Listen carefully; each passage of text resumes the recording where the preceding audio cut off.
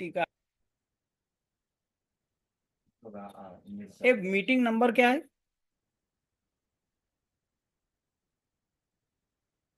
Meeting ID ना 876। हम्म,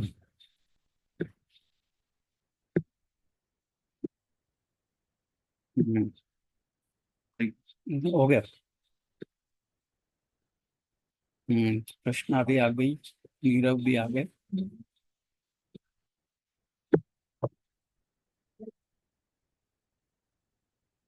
चलो, बहुत समय बाद मिले हैं। बार बार अपने ब्रेक आ रहा है।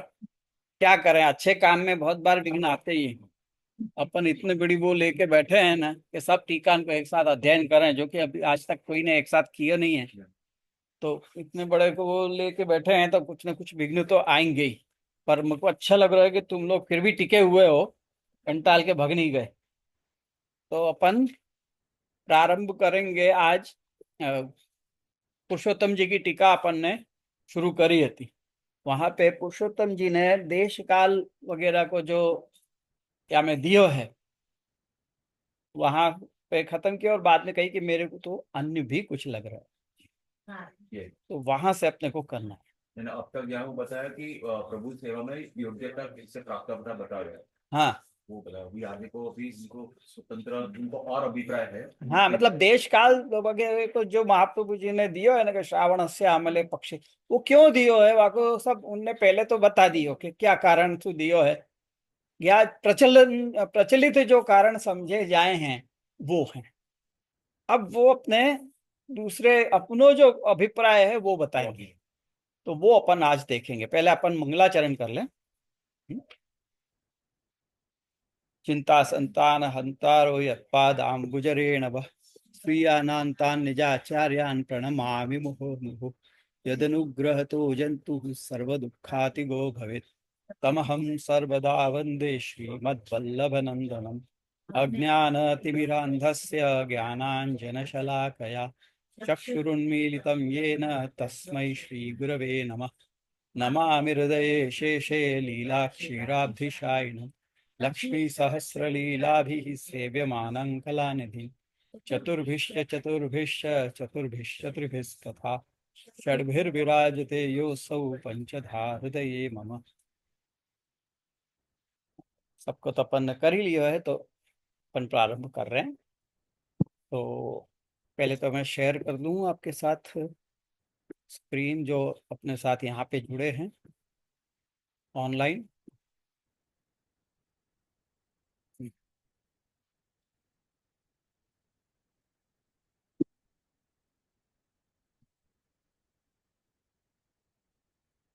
ये नहीं,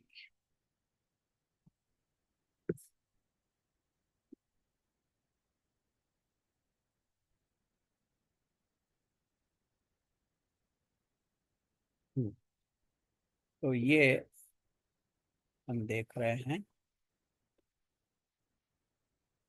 इदमत्र उच्यमानं सर्वं भगवद्वाक्यानि आकलय्य श्रीमदाचार्यैः पद्येषु तदर्थ संग्रह रूप मुक्तम इति सर्वे प्रांच आहु। यानी अन्य जो प्राचीन आचार्य हैं उनको क्या अभिप्राय है या विषय में कि भाई क्यों श्रावण श्यामले कही, क्यों एकादश्याम कही, क्यों महानिशि कही, वो सबको अन्य जो आज प्राचीन आचार्य हैं उनके क्या अभिप्राय हैं वो अब तक इनने कही, वही बात यहाँ कह रहे हैं। यहाँ पुरुषोत्तम जी आज्ञा कर रहे हैं। इदम अत्र उच्यमानम सर्वम भगवद वाक्यानि आकलय, सब भगवान के वाक्य को आकलन करके श्रीमदाचार्य ही पद्येशु, मतलब आचार्य चरणों द्वारा पद्येशु यानी पद्य में, जो या ग्रंथ में, क्योंकि ये पद्य में ग्रंथ है ना, तो पद्य में जो कुछ भी कहा गया है तद अर्थ संग्रह रूप उत्तम, तो उन सबका जो संग्रह रूप, अर्थ संग्रह रूप, यहाँ पे पुरुषोत्तम जी ने कोई नई बात तो नहीं कही अभी तक। जो दूसरे आचार्य कह रहे हैं वही बात कही, तो वही पुरुषोत्तम जी यहाँ पे बता रहे हैं कि सर्वे प्रांच यद आहु तद अत्र वदामी, यानी कि जो प्राचीन आचार्य ने कही है वो बात अभी यहाँ पे अपन ने कही। अब पुरुषोत्तम जी अपना मत रख रहे हैं, कह रहे हैं कि अत्र मम तु अन्यदपि प्रतिभाति। पुरुषोत्तम जी इसे आज्ञा कर रहे हैं कि यहाँ पे मुझे तो कुछ अलग ही लग रहा है, अन्य भी कुछ प्रतीत हो रहा है। तथा ही वो क्या प्रतीत हो रहा है, कह रहे हैं कि अब यहाँ पे मैं एक सार रूप में बताता हूं, तो वो दिमाग में रख के आप लोग आगे पढ़ो कि भगवान को सब कुछ समर्पित करना चाहिए। ये बात तो गीता में भी कही है और श्रीमद् भागवत में भी कही गई है।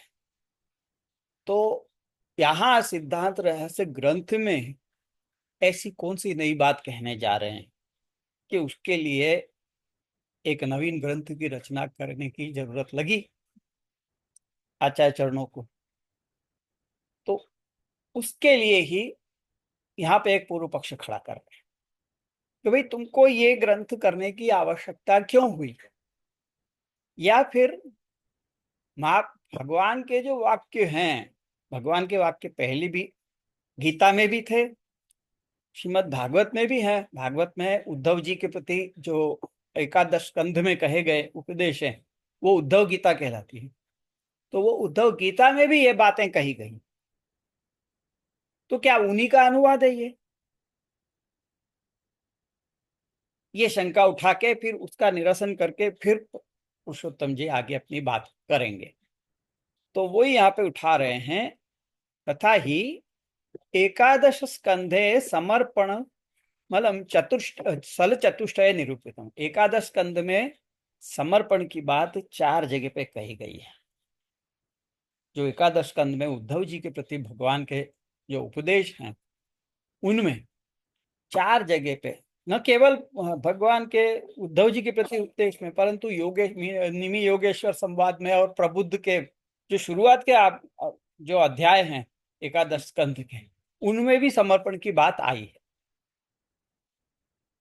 तो सबसे पहले तो योगेश्वर के वाक्य में कही, तो कह रहे हैं कि तत्र पूर्वम योगेश्वर वाक्येषु कविना, कवि नाम के एक विद्वान जो योगेश्वर, तो वो क्या कह रहे हैं कि ये वही भगवता प्रोक्ता उपाया ही आत्मलब्धे अंजः पुंसाम विदुषाम विद्धि भागवतान हितान हिति लक्षयित्वा।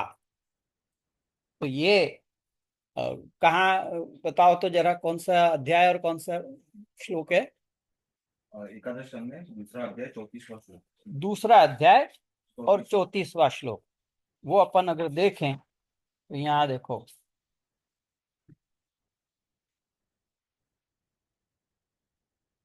ये तीसरा है, ये 34वां श्लोक। कविरुवाच मन्ये कृत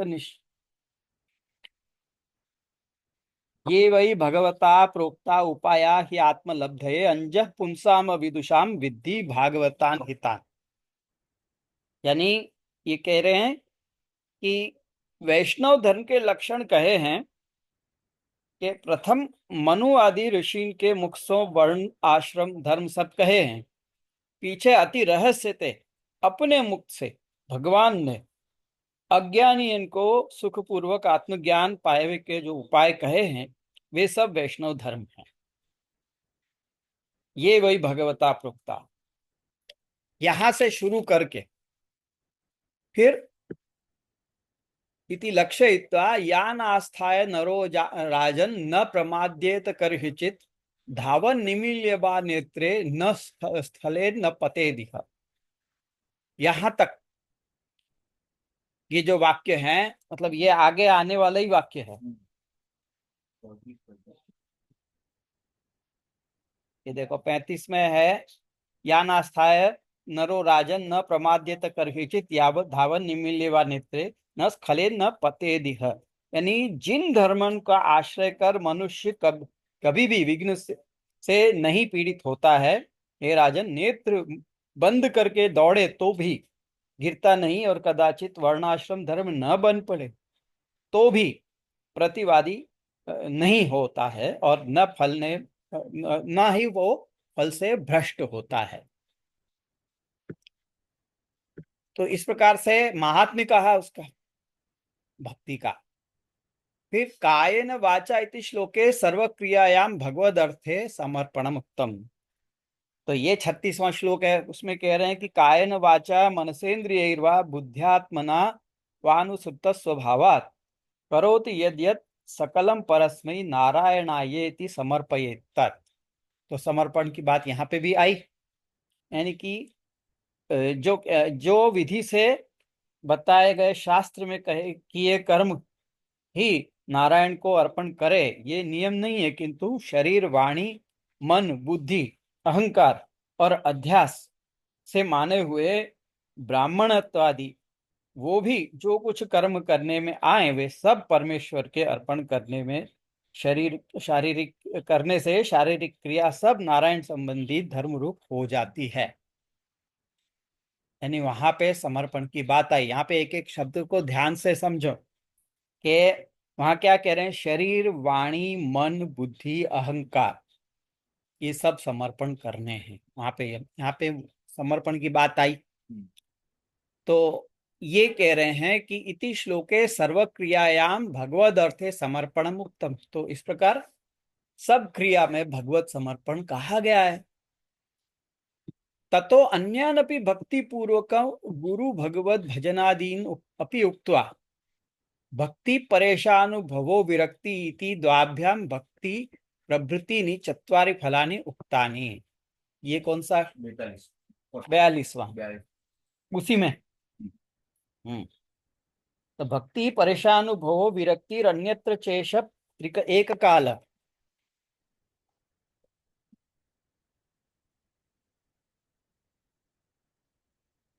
प्रपद्यमानस्य यथान्नतः तुष्टि पुष्टि शुद्ध पायो अनुवाससम। तो यहाँ पे ये कह रहे हैं कि यदि कोई कहे ये धर्म तो योगेश्वर को भी दुर्लभ है, यानी योगेश्वर योगियों के जो श्रेष्ठ हैं वो ऐसे योगेश्वर को भी दुर्लभ है, अनेक जन्म करके भी अलभ्य है, तो एक नाम कीर्तन मात्र से एक ही जन्म में कैसे हो सकता है? तो वहां कहते हैं कि प्रेम लक्षणा भक्ति और प्रेमाश्रय भगवत स्वरूप की स्फूर्ति और गुहादिक में वैराग्य न वैराग्य, ये तीनों के द्वारा भजन करता पुरुष को एक ही समय होता है। जैसे भोजन करे उसका मुख सुख, पुष्ट पुष्टि, पेट को भरना, भूख की निवृत्ति, ये तीनों एक ही काल में ग्रास के एक ही काल में ग्रास के से हो जाता है। तो यहाँ पे भक्ति के 4 फल बताए गए हैं वहां पे। ये सब इस तरह की जो समर्पण के द्वारा जो भक्ति होती है उसके फल बताए गए। ततः प्रबुद्धेन तत्र भागवतान धर्मान शिक्षेद इति उपक्रम में, यानी भागवत भागवत जो धर्म है उनकी शिक्षा अब दी जा रही है, ये कह के प्रबुद्ध के भी वाक्य, वो भी एकादश स्कंद में ही है। देखो कौन सा है श्लोक? तीसरा अध्याय 22वां। तीसरा अध्याय 22वां। 22वां श्लोक।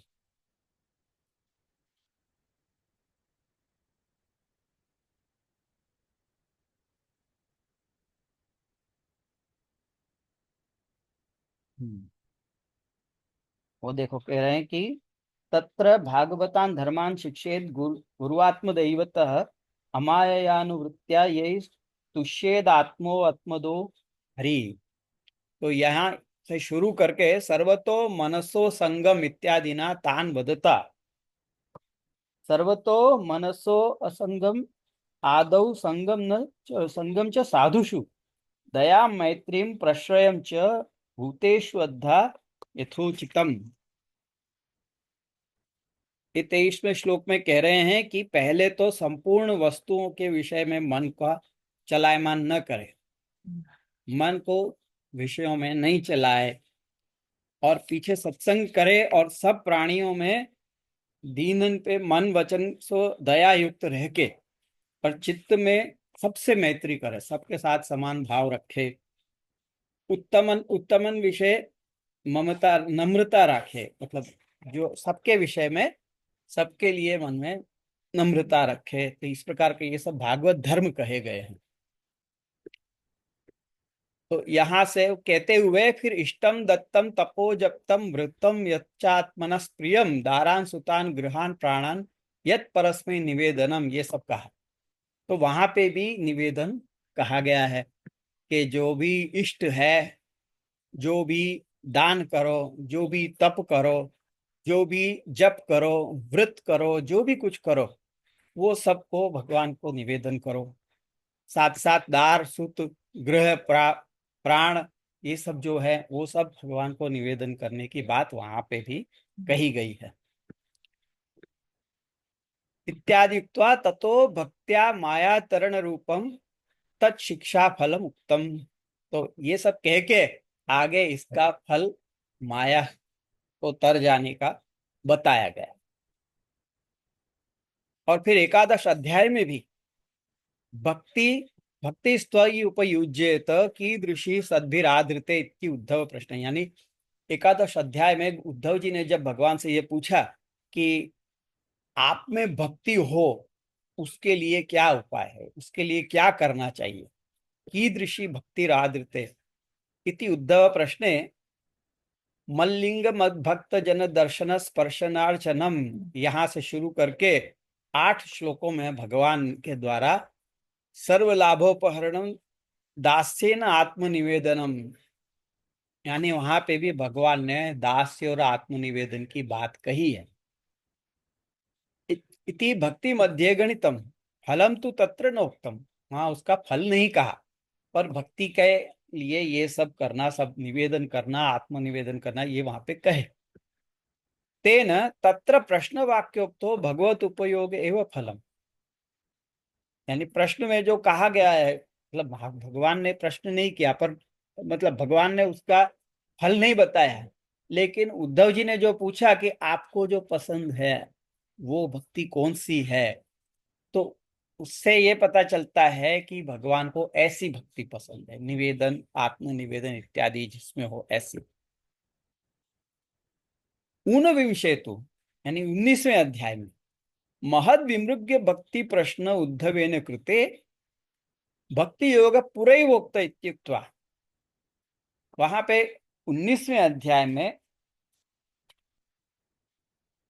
महद विमृग्य भक्ति के विषय में प्रश्न किया है उद्धव जी ने, कि जो बड़े बड़े लोग हैं जिस भक्ति को प्राप्त करने के लिए प्रयत्न करते रहते हैं, महद विमृग्य, विमृग्य मतलब ढूंढना, तो महद विमृग्य महान लोगों के द्वारा जो ढूंढी जाती है ऐसी जो भक्ति है, वो कौन सी भक्ति है, ये प्रश्न उद्धव जी पूछते हैं। तो उसके उत्तर में भगवान कहते हैं भक्ति योग पूरा ही वक्त, मैंने भक्ति योग पहले ही कहा है, ये कह के फिर कहते हैं कि तत्परम कारणम कथयिष्यामि इति प्रतिज्ञा, मतलब उसका मैं परम कारण कहूंगा। महद विमृग्य भक्ति कैसे होती है उसका परम कारण मैं कहूंगा, ये प्रतिज्ञा करके भगवान कहते हैं श्रद्धा अमृत कथायाम में इत्यादि भी चतुर्भिस तद वदता, मतलब 4 श्लोक वहां पे कहे हैं श्रद्धा अमृत कथायाम में, वहां से शुरू करके। ये कौन सा नंबर का श्लोक है देखो तो, 20वां है ना। हाँ, श्रद्धा अमृत कथायाम में शश्वन मद अनुकीर्तनम परिनिष्ठा च पूजायाम स्तुति भी स्तवनम मम, तब यहाँ पे सब कैसे होनी चाहिए, तो कह रहे हैं कि मेरी कथा में श्रद्धा हो, मेरी अमृत रूपी कथा में श्रद्धा हो, और मेरा कीर्तन करे, परिनिष्ठा करे, पूजा करे, स्तुति करे, ये सब जो हैं ये महद की भक्ति की प्राप्ति के लिए करे, ऐसे वहां कह रहे हैं। फिर ये कह के मतलब 4 श्लोकों से वो सब बताया कि क्या क्या करना। उसके बाद कह रहे हैं कि एवं धर्मैर मनुष्याणाम उद्धव आत्मनिवेदिनाम मयि संजायते भक्ति को अन्यर्थो अस्य अविशिष्यते। तो इस प्रकार से आत्मनिवेदी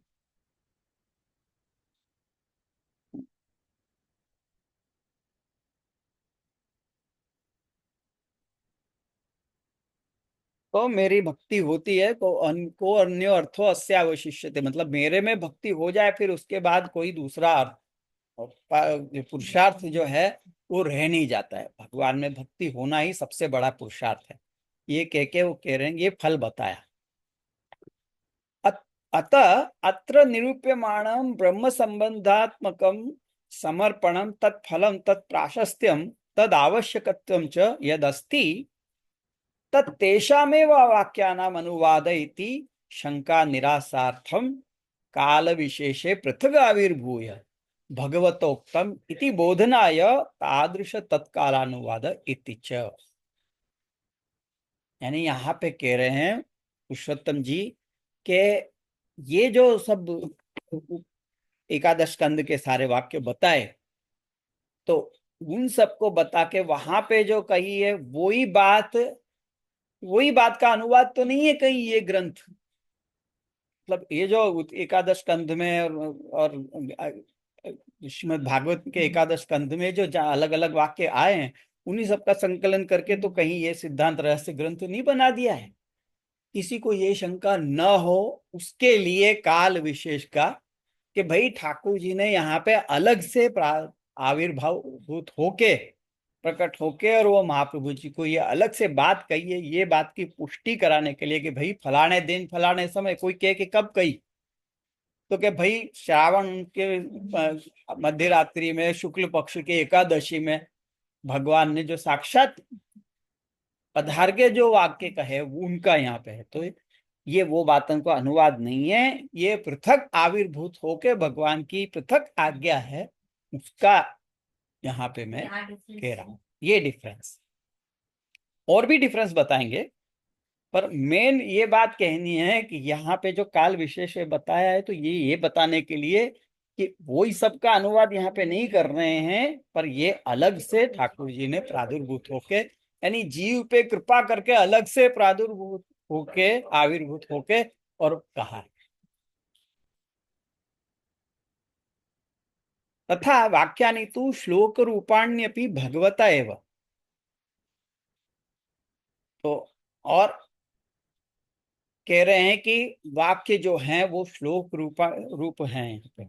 सिद्धांत रहस्य में जो वाक्य कहे भगवान के वाक्य, तद अक्षरशः उच्चते करके जो ब्रह्म संबंध करणे सर्वेशाम देहे जीवे सर्वदोष निवृत्ति रही दोषा पंचविदास्मता, ये सब जो वाक्य कहे वो सब श्लोक रूप है।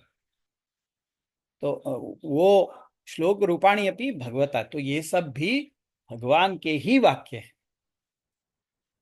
अक्षरशः उच्चते इति कथनात्, ये कैसे पता चलता है कि भाई यहाँ पे अक्षरशः उच्चते कह के महाप्रभु जी ने प्रतिज्ञा करी है कि मैं अक्षरशः कह रहा हूं, तो इसका मतलब कि ये सारे वाक्य जो श्लोक रूप हैं वो सब भगवान के ही वाक्य हैं, मेरे अपने वाक्य नहीं है। ये महाप्रभु जी वहां बता रहे हैं। तेन वाक्य कथनस्य इव इयं प्रतिज्ञा इति च।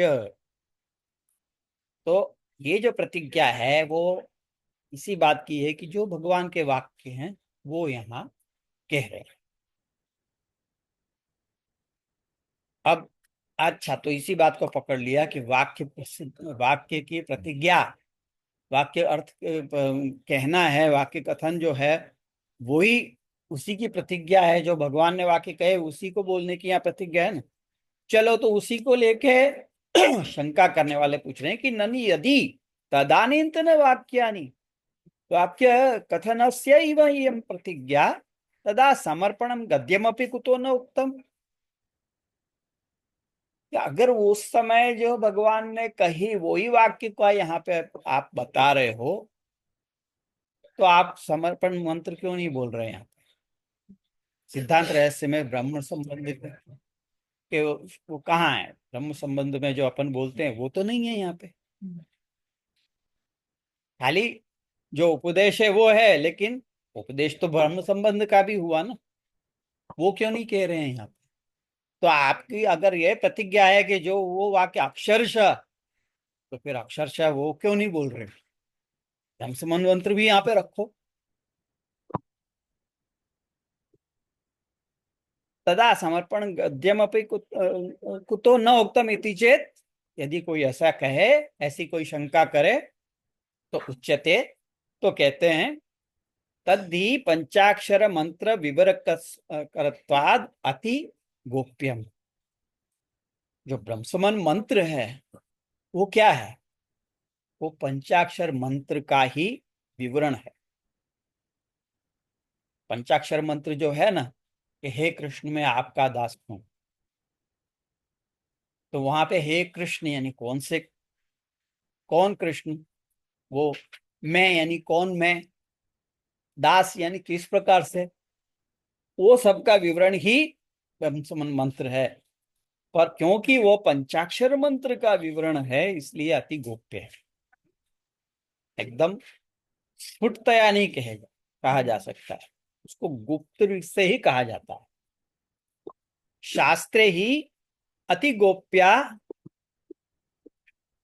मंत्रादय उद्भ्रियन्ते एव न तो प्रकाशतया कथ्यन्ते। जो मंत्र होते हैं अति गुप्त होते हैं। मंत्र का अर्थ ही होता है गुप्त रूप से कहा जाने वाला वाक्य। मंत्र मननात् त्रायते इति मंत्र, और मंत्र की शक्ति उसकी गुप्तता में है। ओपनली बोल देने से मंत्र की शक्ति खत्म हो जाती है। कोई भी मंत्र हो, ओपनली नहीं, मतलब ऐसा कोई मंत्र है शास्त्र में कहा गया, तो वो ओपनली अगर बोल दिया जाए, जैसे अभी गायत्री मंत्र लाउड स्पीकर पे बोल दो, तो उसका कोई असर नहीं, खत्म। क्योंकि वो तो गुप्ततया अंदर ही अंदर मन में जप होना चाहिए, और वो फुट बोला नहीं जाता। जब गायत्री मंत्र की दीक्षा भी दी जाती है, आप लोगों ने अगर देखा हो बालकों के उपनयन संस्कार में, जब दीक्षा दी जाती है तब जो दीक्षा देने वाला होता है वो, और जो दीक्षा प्राप्त कर रहा है वो, दोनों को ऊपर से शाल से ढक दिया जाता है और वो उसके कान में कहते हैं। तो उस, क्योंकि मंत्र की शक्ति उसी में है। ओपनली मतलब स्फुटतया कह देने से मंत्र की शक्ति ही खत्म हो जाती है, फिर उसका कोई असर नहीं है। तो इसलिए जब भी मंत्र वगैरह का उल्लेख आना होता है तो वो ऐसे इशारों के सही कहा जाता है, स्फुटतया नहीं कहते। उसके लिए एक उदाहरण भी देते हैं कि ब्रह्मा जी ने जब, मतलब ठाकुर जी के नाभि कमल से जब ब्रह्मा जी उत्पन्न हुए, मतलब प्रकट हुए, तो ब्रह्मा जी ने सोचा कि मैं ये क्या, मैं कौन हूँ, कहाँ से आया हूँ और ये क्या है। वो कमल के अंदर गए, सब देखा, सब जगह देखा, क्या हुआ, क्या कौन हूँ मैं, क्या हुआ, मेरा क्या उद्देश्य, क्यों मैं आया हूँ वगैरह, ये सब वो सोच रहे थे। तो वो बहुत ताप किया उसके लिए। तो उनको एक कान में एक शब्द सुनाई दिए, स्पर्शेषु यत् षोडशम एक विंशम। यानी स्पर्श शब्द, जो मतलब जो आप अगर संस्कृति वो देखो, बारह खड़ी, तो वहां पे अ, जो शब्द आते हैं ना वो सब साइंटिफिकली आते हैं। तो जो अ, स्पर्श शब्द हैं, जहां पे जीभ ऊपर तालु को स्पर्श करती है, वो सारे स्पर्श शब्द कहे जाते हैं।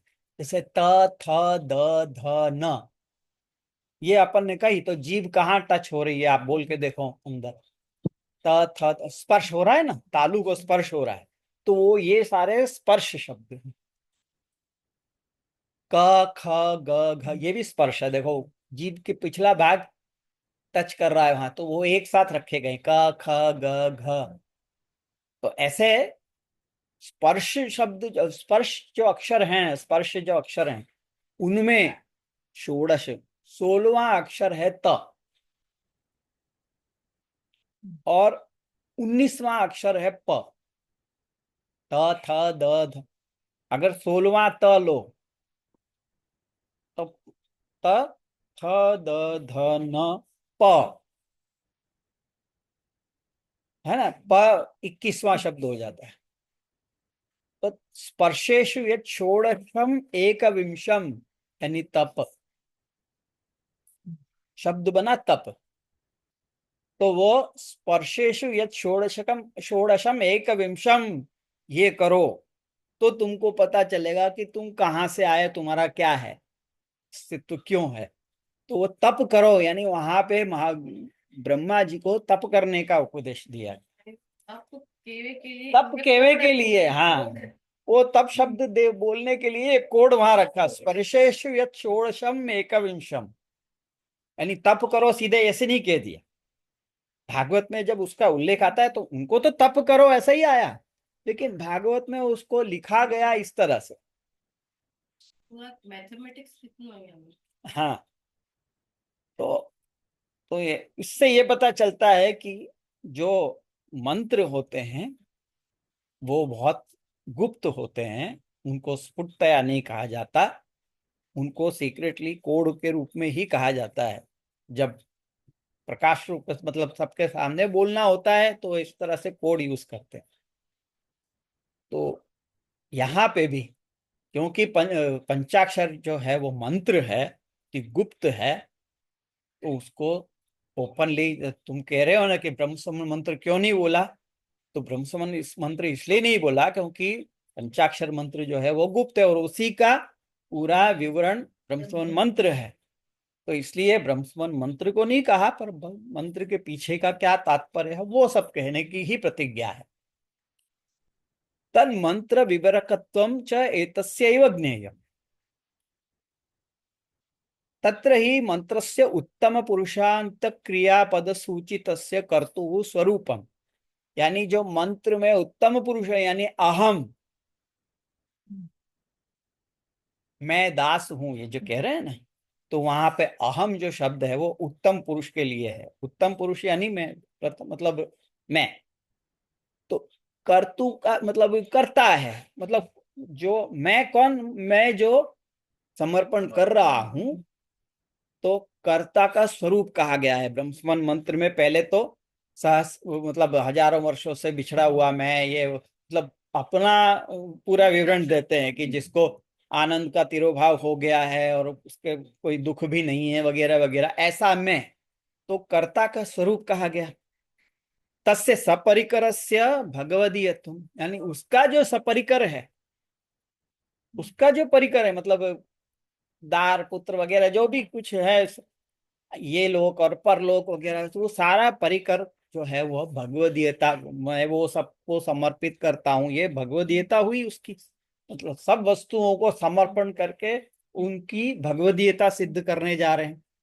तो तस्य सपरिकरस्य भगवदीयत्वम, तस्यैव भगवद वियुक्तत्वात् बोधनात्, मतलब उसी पुरुष, उत्तम पुरुष यानी जो ब्रह्म संबंध मंत्र जो बोल रहा है, जो समर्पण कर रहा है, वो उसको भगवान का वियोग हुआ है, उसका बोध हो गया। ब्रह्म संबंध मंत्र जब वो दीक्षा लेता है तब उसको ये बोध होता है कि अरे मैं तो वो हूं जो ऐसे इतने हजारों वर्षों से बिछड़ा हुआ है, ऐसा भगवान से वियुक्त। तो वियुक्तत्वादि बोधनात्म, तब उसको वियुक्तत्व का बोध होता है, मतलब मेरा वियोग हुआ है ये बोध होता है इसको। इति गद्य बोधनात् मंत्रस्य षष्टियुक्त भगवत स्वामिकत्व संबंध शालित्वम च विवृतम, मतलब उसको भगवान से वियोग होने का बोध हो गया, तो अब मंत्र में जो षष्ठी विभक्ति वापरी गई है, यानी कि मैं आपका हूं, ये आपका, ये जो इसका जो संस्कृत शब्द है पंचाक्षर मंत्र में, वो है षष्ठी विभक्ति वाला। यानी आपका यानी किसका, उन भगवान का जिनसे मेरा वियोग हुआ है, उन कृष्ण भगवान का।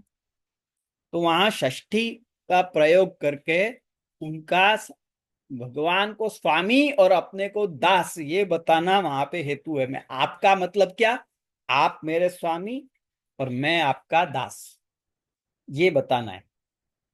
तो वही उसी का विवरण है ब्रह्म मंत्र जो है, वो यही सबका विवरण है। भगवत पद विशेषित कृष्ण पदेन च निरंकुश जगदीश्वरत्वादि बोधनाद अवतारम व्यावर्त्य मंत्रस्थम कृष्ण पदम विवृतम, यानी वहां पे जो कृष्ण शब्द रखा गया है, ये कृष्ण मैं आपका दास हूं या कह रहे हैं ना, तो वहां जो कृष्ण शब्द रखा गया है वो ये बताने के लिए रखा गया है कि निरंकुश जगदीश्वरत्व, भगवान में निरंकुश जगदीश्वरत्व है, मतलब कोई मतलब कोई उनके ऊपर किसी का अंकुश नहीं है, सबसे ऊपर वो है पूर्ण पुरुषोत्तम और सबके अधिष्ठाता, ऐसे निरंकुश हैं और जगदीश्वर हैं। और ये उनको बोध हो गया है, जो कर रहा है समर्पण उसको ये बोध हो गया है, इसलिए वो वहां पे समर्पण कर रहा है। तो वो कोई अवतार नहीं है, कृष्णस्तु भगवान स्वयं। ये भागवत में एक जगह कहा गया है कि एते चांश कला पुंसा कृष्णस्तु भगवान स्वयं। यानी वहां पे जो सारे अवतार गिनाए गए वो सारे अवतार, मतलब ये जो मैं शब्द बोल रहा हूँ, ये श्लोक बोल रहा हूँ, ये ते चांश कला पुंसा, ये तृतीय स्कंद में कहीं आ रहा है। तो वहां पे भगवान के सारे अवतार गिनाए गए हैं और वहां कहा गया है कि कृष्णस्तु भगवान स्वयं। यानी कृष्ण भगवान, मतलब जो भगवान स्वयं ही कृष्ण है, बाकी सारे अवतार हैं। तो यहाँ कृष्ण से यही पता चलता है ना, जैसे वहां पे कृष्णस्तु भगवान स्वयं कहा तो इससे ये पता चला कि वो कोई अवतार नहीं है। तो यहाँ पे भी कृष्ण शब्द रख के यही बताया है कि ये कोई अवतार नहीं परंतु स्वयं भगवान ही हैं। तो व्यावर्तन करने के लिए मतलब अवतार वगैरह कोई ना समझे, इसलिए वहां पे कृष्ण पद रखा गया है और उसके विवरण वहां पे दिया है। મહાપ્રભુજીની વાણી ન સમજતા ઠાકોરજી પોતે જ આમાંથી અવતાર નથી, મહાપ્રભુજીનો અવતાર નથી એમ બતાવ્યું. नहीं नहीं नहीं, एम नहीं। ત્યાં મંત્રમાં જેને સમર્પિત કરી રહ્યો છે જીવ, એ જે ઉત્તમ પુરુષ છે કે જે સમર્પિત કરી રહ્યો છે, કોને કરી રહ્યો છે? કોઈ અવતારને નથી કરી રહ્યો પણ સાક્ષાત કૃષ્ણને કરી રહ્યો છે, ये कहने का तात्पर्य है। तो मंत्रस्थम कृष्ण पदम विवृतम, तो वो सब व्यावर्तन करने के लिए कि वो अवतार नहीं है ये बताने के लिए वहां कृष्ण शब्द रखा गया है। तादर्थ चतुर्थ्या समर्पण फलम च बोधितम इति तथा इति तद अनुक्ति। वहां पे जो चतुर्थी कृष्णाय, ये चतुर्थी विभक्ति रखी गई है। वो तादर्थ चतुर्थी मतलब ये सारा समर्पण किनके लिए है? तो कृष्ण के लिए है। तो ये और समर्पण फल भी बोधित हो गया। समर्पण का फल क्या? तो भगवान के लिए बस, और कुछ नहीं। समर्पण है तो केवल भगवान के लिए और मेरे लिए नहीं, पर भगवान के लिए। तो वो कहानी किंच और भी बता रहे हैं कि समर्पणम नवविध भक्ता आत्मनिवेदनत्वेन प्रसिद्धमिति न तत्र कोपि संदेह इत्यतोपि तथा। और फिर समर्पण जो है वो नवविध भक्ति जो कही गई है, वहां पे सबसे नवमी जो भक्ति कही गई है वो आत्मनिवेदन है। कौन कौन सी है नवदा भक्ति?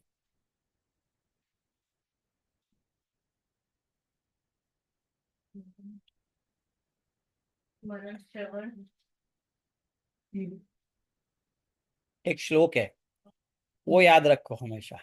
श्रवणम कीर्तनम विष्णु हो, श्रवणम कीर्तनम विष्णु हो, यानी कि विष्णु का श्रवण और कीर्तन, स्मरणम पाद सेवनम, स्मरणम श्रवणम कीर्तनम विष्णु स्मरणम पाद सेवनम अर्चनम वंदनम दास्यम सख्यम आत्मनिवेदनम। ये अर्चन वंदन दास्य सख्य आत्मनिवेदन, यानी श्रवण कीर्तन, श्रवण कीर्तन स्मरण पाद सेवन अर्चन वंदन दास्य सख्य और आत्मनिवेदन, ये नवधा भक्ति। तो सबसे आखिर में क्या आई? नौवीं भक्ति आत्मनिवेदन भक्ति। तो वो कह रहे हैं कि भक्तौ आत्मनिवेदनत्वेन प्रसिद्धम, तो वहां समर्पण आत्मनिवेदन के रूप में प्रसिद्ध है। न तत्र कोपि संदेह इत्यतोपि तथा, मतलब इसलिए भी वहां कहा गया आत्मनिवेदन भक्ति जो है वो ही यहाँ पे कही गई है समर्पण के रूप में। तो इसमें भी कोई संदेह नहीं है। तस्य दोष निवर्तकत्वम तु षष्ठ स्कंधे, मतलब आत्मनिवेदन भक्ति जो है उसमें दोष निवर्तकता है, ये तो षष्ठ स्कंध में ही कह दिया गया है। षष्ठ स्कंध में यथा कृष्णार्पित प्राणस तत्पुरुष निषेवया, ये कौन सा है?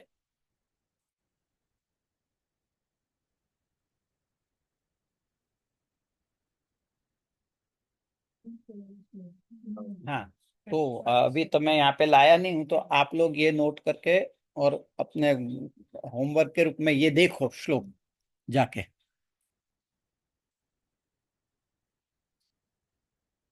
षष्ठ स्कंद में कि यथा कृष्णार्पित प्राणस तत्पुरुष निषेवया इत्यनेन भगवदीय संगात उक्तम किंच दुस्सह प्रेष्ठ विरह तीव्र ताप धुता शुभा।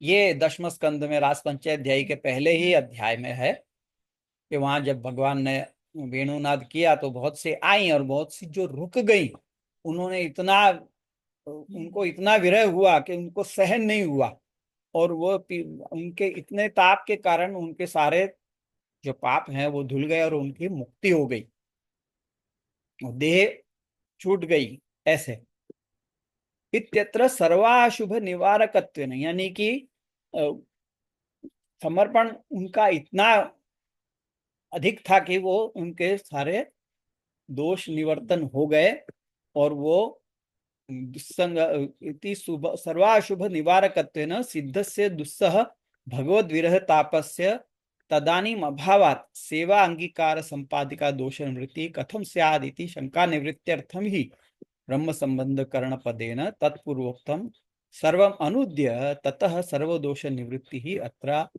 अभिदित्सिता। यानी वहां पे जो कही कि गोपी जनों को इतने तीव्र ताप हुआ कि सारे उनके दोष सब जल गए और उनके देह छूट गई, और वो देह संघात छूट गया उनका। तो जब तक ये नहीं होता है, ताप नहीं होता है, भक्ति नहीं होती है, दुस्सह भगवत विरह का ताप नहीं होता है, तब तक सेवा अंगीकार संपादिका जो दोष निवृत्ति है, मतलब जो दोष निवृत्ति होने के बाद की गई सेवा भगवान अंगीकार करते हैं, वो दोष निवृत्ति तब तक नहीं होती जब तक इस प्रकार का ताप नहीं हो। तो इसलिए तो वो शंका निवृत्ति, मतलब कोई ये कहे कि दोष निवृत्ति हुए, मतलब ठाकुर जी की सेवा तुम करने को कह रहे हो, पर सेवा अंगीकार कैसे होगी, तुम्हारा तो दोष है, जीव में तो दोष है। तो वो दोष नहीं रहेंगे, ये बताने के लिए ही भगवान ने यहाँ पे ये आज्ञा करी कि ब्रह्म संबंध करणात् सर्वेशाम देह जीवो सर्वदोष निवृत्ति।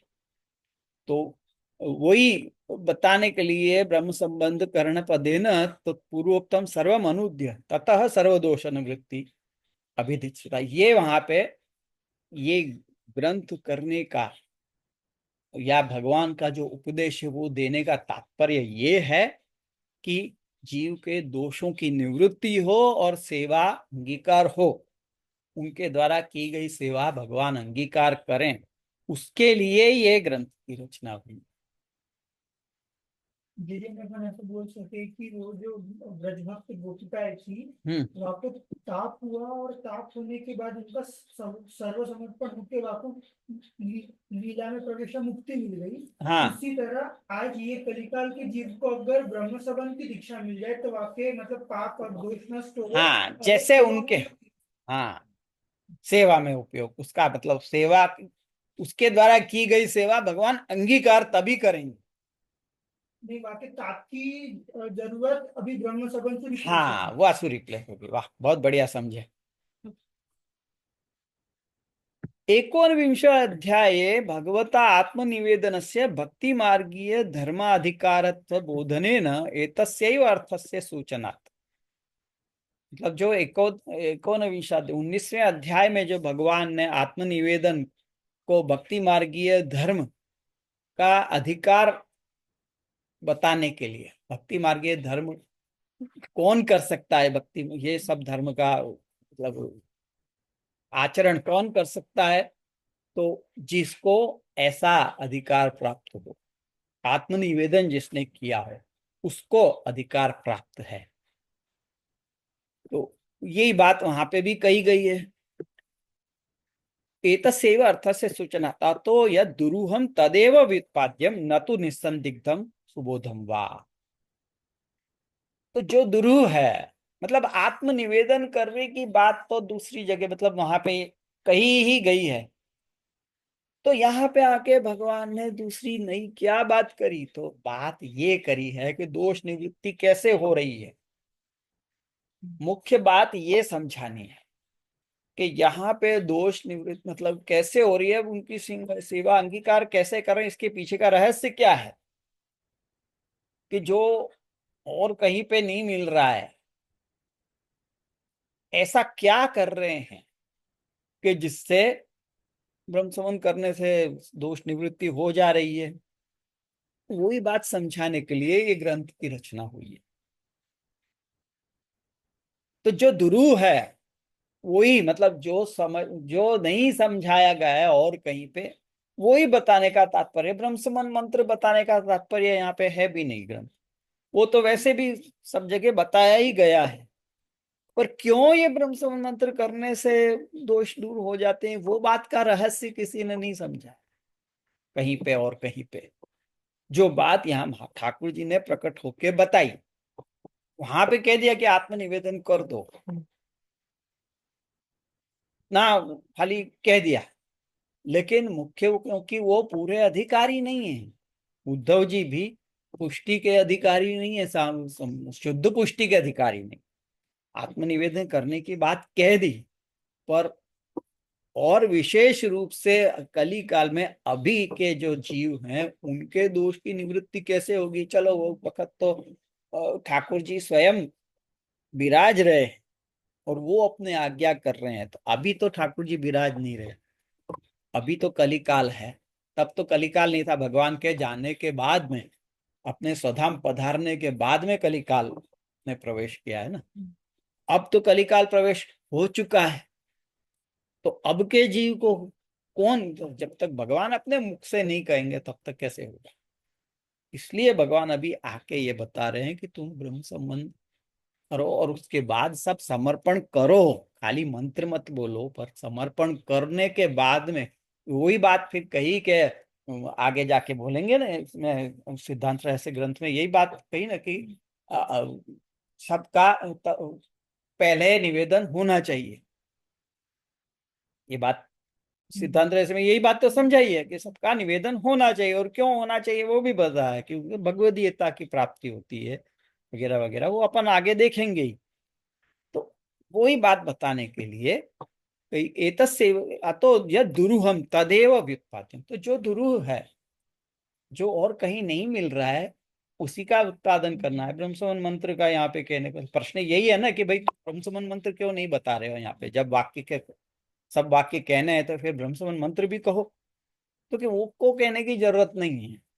वो यहाँ पे एक तो ये बात है कि वो मंत्रगुप्त है, और दूसरी ये बात है कि वो बात तो दूसरी जगह भी कही गई है, लेकिन उसके पीछे का कारण क्या है वो नहीं कहा गया। न तो निस्संदिग्धम सुबोधम वा, तो वो सब तो निस्संदिग्ध है और सुबोध है, वो तो कोई भी समझ सकता है। अतोपि तद अनुक्ति ही थी जानी ही, तो ये समझ लो इसलिए भी ब्रह्म संबंध मंत्र नहीं कह रहे हैं। अब मुझे लगता है कि यहाँ अपन रखें, क्योंकि अभी फिर बहुत सारी है, बहुत लंबी है ये, तो अभी और शंकाएं उठेंगी और उनके समाधान होंगे। तो अगली शंका ननु जो शुरू हो रही है 37वें श्लोक में, यहाँ पे 37वें पेज पे, वहां से अपन फिर से शुरू करेंगे। ननु वाक्य कथन प्रतिज्ञा अपेक्षा तदर्थ कथन प्रतिज्ञा वो साधीसी, ये अपन शुरू करेंगे। ठीक है। हाँ, ये तो मेरे वो तो पेज नंबर 59 पे जो है वहां से वापस अपन शुरू करेंगे। तो आज यहाँ रखते हैं, और कोशिश करेंगे कि हर शनिवार बैठ सकें। पर आप लोग जैसे आते रहोगे तो मेरे को भी मन में आएगा कि नहीं, करना ही चाहिए। ब्रह्मसमन मंत्र का कितना एक मंत्र कितना देखने बहुत सुंदर बहुत सुंदर। तो अभी अपन कर सकते हैं कि जैसे गोपी जो व्रज भक्त गोपिका के मन में जो ताप आया, हाँ सेम ताप करने जी के प्रकट होने के पहले आचार्य चरण को हुआ था ठकरानी घाट के ऊपर भागवत जी बिल्कुल बिल्कुल। मतलब मतलब हमें जो होना चाहिए, हमें जो ताप होना चाहिए, वो ताप भी भगवान स्वयं, महाप्रभु जी आचार्य स्वयं अनुभव कर रहे हैं। तो यही तो जीव की पुष्टि है, यही तो पुष्टि है ना कि वो ताप भी महाप्रभु जी स्वयं अनुभव कर ले रहे हैं कि इतना कि ठाकुर जी स्वयं प्रकट होके वहां पे उसका उपाय बता रहे हैं। और ये भी एक कारण हो सके कि आपको अग्नि स्वरूप मुखारविंद स्वरूप की जो पदवी दी गई है वहां पर यही मतलब कारण हो सके कि आपने मतलब पूर्ण पुष्टि सृष्टि की ताप अपने आत्मा में समर्पण ले ली। बहुत सुंदर, बहुत बढ़िया। तो ऐसे ही आगे और कोई शंका है ऑनलाइन वालों को? राजू भाई, कृष्णा, रौनक, कोई शंका?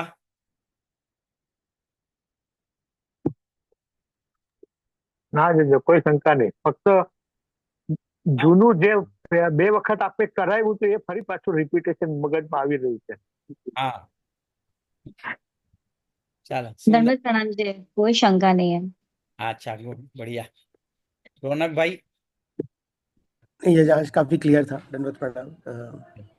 बढ़िया, तो फिर अपन अगले शनिवार फिर मिले। हाँ, अपन आश्रय का पद लेके समाप्त करते।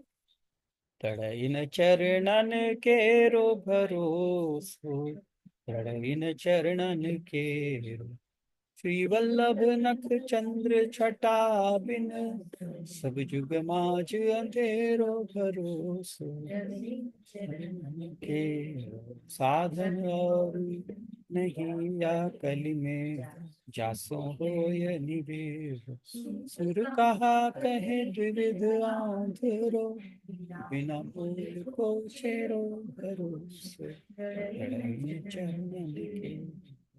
अगले शनिवार मिलेंगे, तब तक के लिए विजय तेश्वर।